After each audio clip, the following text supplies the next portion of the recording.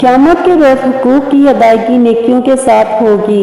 حضرت ابو ہریرہ رضی اللہ عنہ کہتے ہیں رسول صلی اللہ علیہ وآلہ وسلم نے فرمایا جس نے کسی بھائی کی بے عزتی کی ہو یا کوئی اور ظلم کیا ہو اسے چاہیے کہ وہ آج دنیا میں ہی اس سے معافی کروا لے اس دن کے آنے سے پہلے جس دن دینار ہوگا نہ درہم۔ البتہ اگر اس کے پاس نیک عمل ہوگا تو اس بے عزتی یا ظلم کے برابر لے لیا جائے گا، اور اگر بے عزتی یا ظلم کرنے والے کے پاس اتنی نیکیاں نہ ہوئی تو مظلوم کی برائیاں ظالم پر ڈال دی جائیں گی۔ اسے بخاری سے روایت کیا ہے۔ ایک آدمی ڈیروں نیکیاں لے کر آئے گا لیکن اپنے لاتعداد گناہوں کی وجہ سے نہ صرف اپنی نیکیوں سے محروم ہو جائے گا بلکہ دوسروں کے گناہ اپنے سر لے کر جہنم میں چلا جائے گا۔ حضرت ابو ہریرہ رضی اللہ عنہ سے روایت ہے کہ رسول صلی اللہ علیہ وآلہ وسلم نے فرمایا جانتے ہو مفلس کون ہے؟ صحابہ کرام رضی اللہ عنہ نے عرض کیا ہم میں سے مفلس تو وہی ہے جس کے پاس درہم نہ ہو اور سامان زیست نہ ہو۔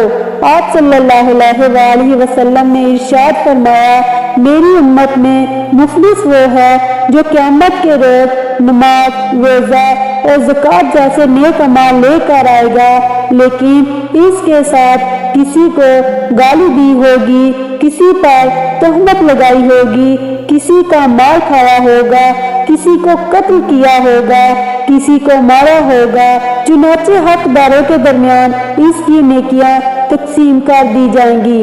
اگر اس کی نیکیاں واجبات ادا ہونے سے پہلے ختم ہو گئی تو حقداروں کے گناہ اس پر ڈال دیے جائیں گے اور اس طرح وہ جہنم میں پھینک دیا جائے گا۔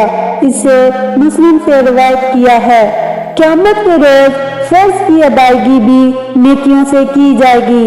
ابن ماجہ نے روایت کیا ہے حضرت عبداللہ بن عمر رضی اللہ عنہ کہتے ہیں رسول صلی اللہ علیہ وآلہ وسلم نے فرمایا جو شخص اس حال میں مرا کہ اس کے ذمہ درہم و دینار قرض تھے تو قیامت کے روز وہ درہم و دینار کا حساب اس کی نیکیوں سے پورا کیا جائے گا۔ اس کے لیے وہاں درہم و دینار کہاں ہوں گے؟ اسے ابن ماجہ سے روایت کیا ہے۔ اگر کسی کو ناجائز تھپڑ مارا ہوگا تو اس کے بدلے بھی نیکیاں دینی پڑیں گی۔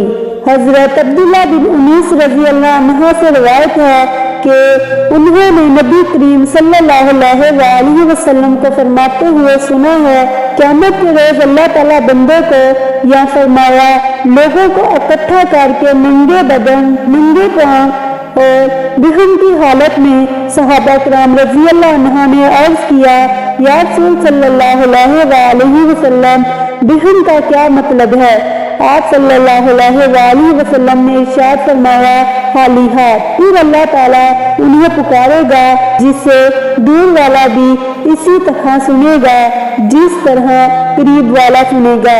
اللہ تعالیٰ ارشاد فرمائیں گے میں ہوں بدلہ دلانے والا اور میں ہوں بادشاہ۔ سنو اگر کسی جہنمی کے ذمہ کسی جنتی کا حق ہے تو وہ اس وقت تک جہنم میں نہیں جائے گا جب تک میں جنتی کو اس کا بدلہ نہ دلوا لوں، اور اگر کسی جنتی کے ذمہ کسی جہنمی کا حق ہے تو وہ اس وقت تک جنت میں نہیں جائے گا جب تک میں جہنمی کو اس کا حق نہ دلوا دوں۔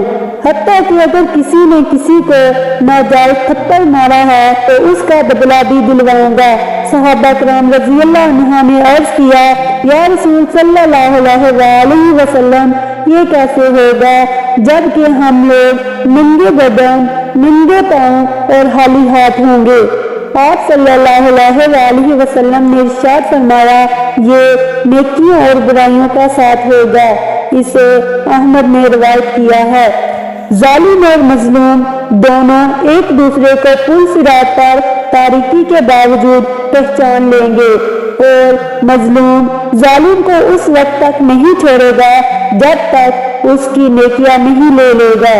حضرت ابو امامہ رضی اللہ عنہ کہتے ہیں رسول صلی اللہ علیہ وسلم نے فرمایا قیامت کے روز ظالم جب تاریکی میں پل صراط کے خطرناک راستہ پر ہوگا تو مظلوم اسے ملے گا اور تاریکی کے باوجود پہچان لے گا، اور جو ظلم اس نے کیا وہ بھی اسے یاد آ جائے گا۔